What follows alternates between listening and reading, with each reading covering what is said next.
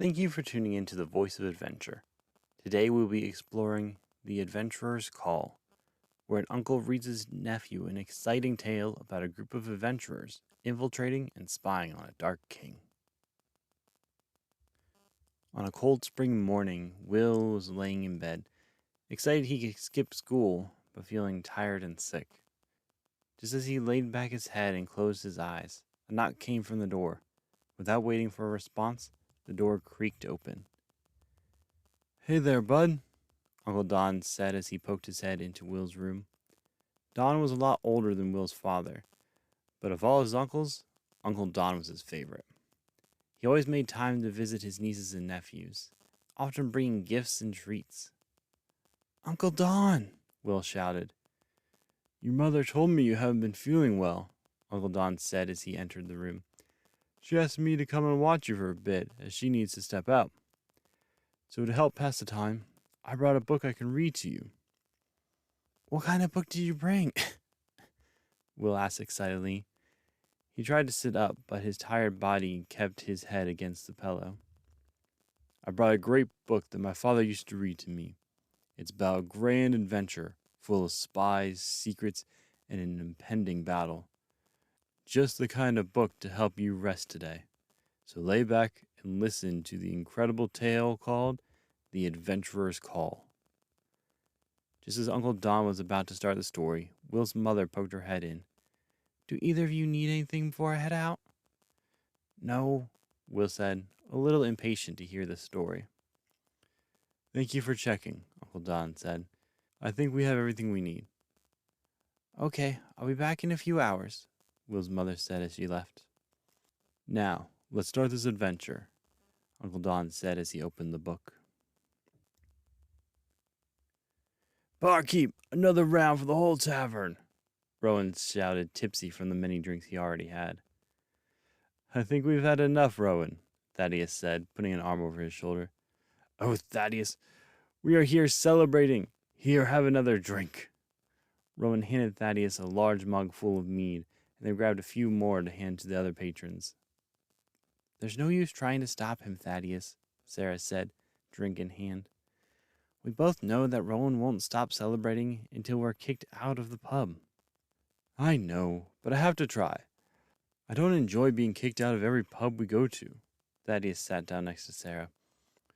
"For once, I'd like us to enjoy our drinks and leave in peace, not dragging Rowen out after he passes out while being yelled at by the staff."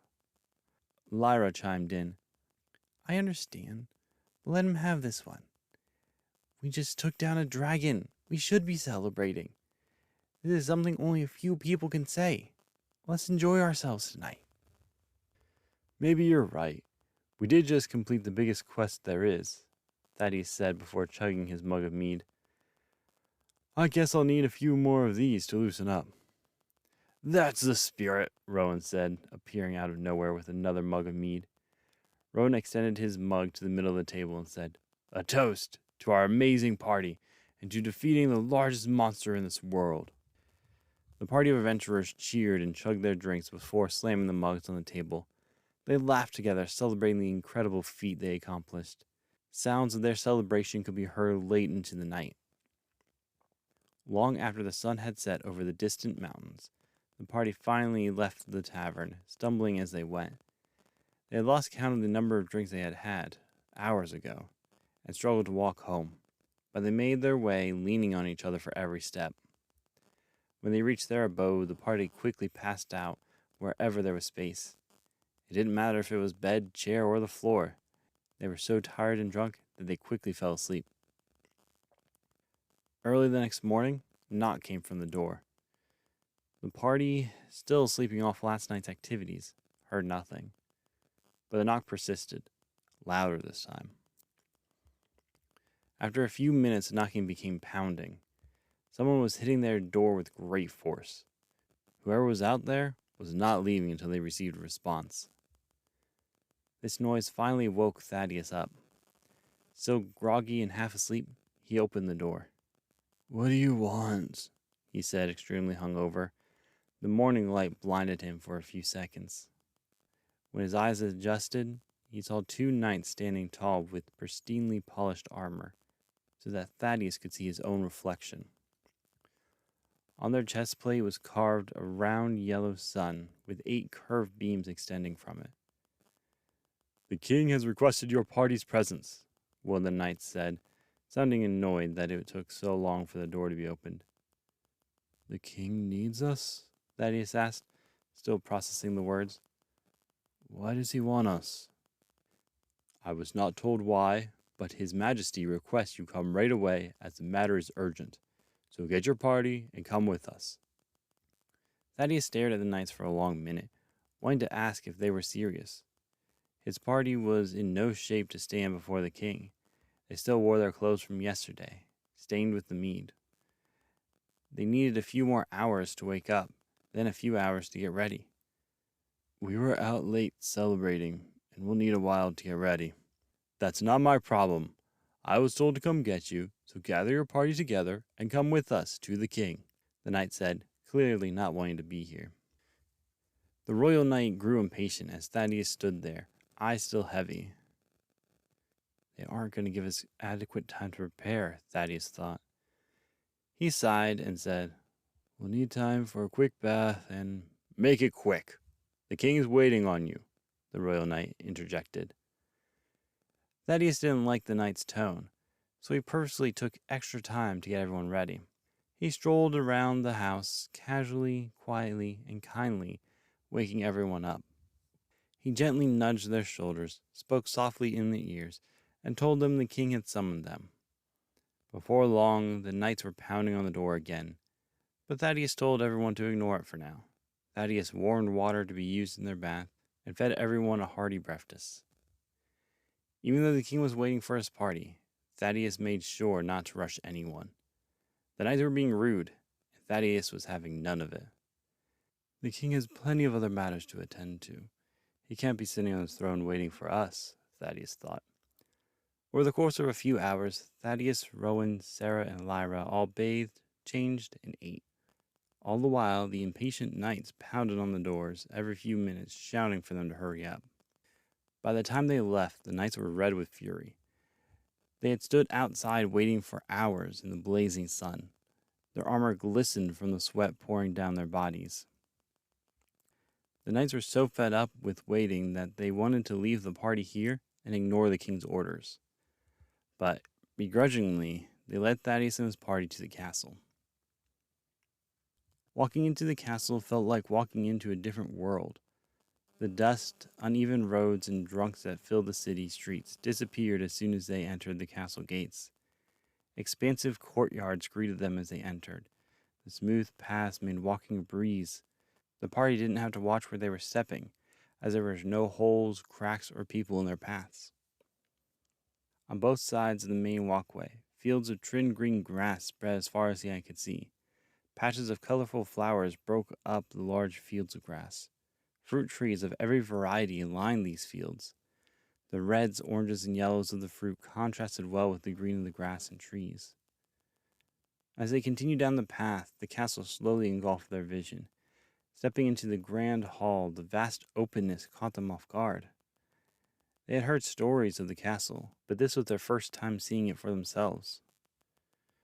The floor was made from the finest marble that continued in every direction. Red carpet from some exotic land created numerous paths through the castle. The walls were filled with life-size paintings of previous members of the royal family. Full suits of armor also periodically appeared, standing against the walls, polished to perfection. The two knights continued leading the way to the throne room, eager to get rid of Thaddeus and his group. They walked quickly through the castle, not letting anyone stop and take in the beauty and splendor of the palace. The knights stopped abruptly at a set of massive wooden doors. The doors were intricately carved with depictions of the royal family fighting off barbaric tribes who had once inhabited this land. One knight turned around and addressed the party. "You are about to walk into the throne room, where you will meet the king. You must not look at him in his eyes. Keep your head and eyes down, and refer to him as either Your Majesty or Your Highness." The knight wanted to add that he would personally put them to death if they did not comply, but that was more of a personal vendetta against them for making him wait in the hot sun. The party nodded in agreement as the wooden doors creaked open. The red carpet from the palace continued into the room, leading straight from the door to the throne. Thick marble pillars lined the sides of the carpet, extending up to the domed ceiling. Past the pillars, the king's many advisors stood, staring at the party as they entered. Thaddeus, Rowen, Sera, and Lyra walked down to the end of this massive room and were instructed to kneel before the king. The king sat upon a golden throne on a raised platform. Behind him was a tapestry that covered the back wall. The tapestry showed the king fighting in battles, winning wars, and slaying beasts, and each depiction of the king was shown in golden armor, in contrast to the images of the rest of the tapestry. The party knelt for a long time before the king addressed them. "I have been hearing of your achievements for quite some time, and was just recently informed that you slayed a dragon." The king paused, and murmurs spread throughout the crowd of advisors, who now congregated near the throne. The king raised his hand and silenced the crowd, then continued. "Your party has bested multiple colossal beasts, and the tales of your strength have spread throughout the kingdom." Thaddeus wanted to interject, as this was way too much praise for them. Yes, they had slayed a couple of large beasts, but it was a miracle they survived these encounters and lived to tell about it. Although he appreciated the king's words, the party was unfit to receive them. The king continued, "The reason I called you here today is because we need your help." Silence hung in the room as the words sunk in. "Out west, far past our borders, a dark king resides. The king has been poisoning the minds of the people and the land in order to control everyone. A few refugees who have escaped speak of great torment to anyone who disobeys. They say that the king is consulting with something in the darkness to gain powers not of this world." "I apologize, talking out of turn, your highness. But what is it that we can do? We may have gained some renown from a few beasts we've slayed, but we don't have the capabilities to take on a king who has otherworldly powers." One of the knights who brought the party in stepped forward with a smile. It was now his time to get back at Thaddeus for making him wait for hours in the sun. He could get his revenge while following the king's orders. As he approached, hand on the hilt of his sword, the king motioned for him to stop. The knight, unhappy, let go of his sword and walked back to position. "I'm not asking you to fight this king. I know he has a large army at his disposal that continues to grow by the day. What I need from your party is to scout the land and obtain information about him. My knights are not strong enough for this and would likely die if I send them, but your party is well versed in stealth. I need you all to sneak into the country and take notes of their military size, the weapons they have, and if you can, find out what this darkness the king is using really is. I'm working with several other countries to mount up an army against the Dark King. Any information you can give will help in the coming battle." For a short while, Thaddeus didn't speak. He was surprised by the king's request, but didn't know if his party could do this. They did defeat a dragon, but there was a lot of luck involved with that. If any tiny detail went a different way, the outcome would have been reversed, and Thaddeus' party would have been lost to the dragon. While kneeling in front of the king, Thaddeus glanced at his party, looking for the reactions to the king's request. Rowen looked excited and interested. He did always like a challenge. Sera was trying to stay strong. Clearly this endeavor scared her, but she didn't want the others to see it. Lyra's nerves showed on her face, but when she met Thaddeus' eyes, they both understood there was only one option. "Your Highness, this is an incredibly dangerous task, and I am not sure we will succeed. But, as you have requested, we will go and learn of this Dark King." "Perfect. You will leave in 3 days. We will provide you with anything you require. Give us a list of what you need, and we will see to it that you have it for your journey. And remember, any information you can give us will be of great use." Once finished, the king stood up and descended the stairs. He quickly left the room, leaving Thaddeus, Rowen, Sera, and Lyra alone amongst his advisors. As the party stood up and left, they could feel the advisors staring at them, their eyes full of disgust. Most of the advisors were against the king's plan of hiring an adventuring party. They had pleaded with the king not to hire them, as they could not be trusted to do the work. But the king didn't listen to his advisors. The king knew that preparing his army for the coming battle would take every man available. So the king decided to get someone else to scout the Dark King's land. This made the advisors furious, but how could they go against the king? A sense of relief washed over the party after they left the castle. The fortified walls of the castle blocked the unblinking eyes of the advisors. With only 3 days to prepare, the party split up the work. Thaddeus planned the route and worked with the castle to gain a horse and wagon. Rowen handled the weapons, making sure blades were sharp, spare blades were packed, extra arrows were bought, and so on. Sera handled the meals, buying food that would last for their journey, and Lyra bought medical herbs and salves. With all the prep, the party was ready to set out on their journey. As the sun rose on the 3rd day, the party met a couple of house guards at the city gate. The guards reminded them of their mission: sneak into the Dark King's kingdom and obtain information about his army and what he's hiding. With a simple nod of acknowledgement, the party was off. The journey was long, taking almost a month to reach the border of the Dark King's land. Surprisingly, there was no guard stationed here, allowing the party to continue uninterrupted. As soon as they crossed the border, the air immediately felt different. The trees around them felt more dense and intimidating.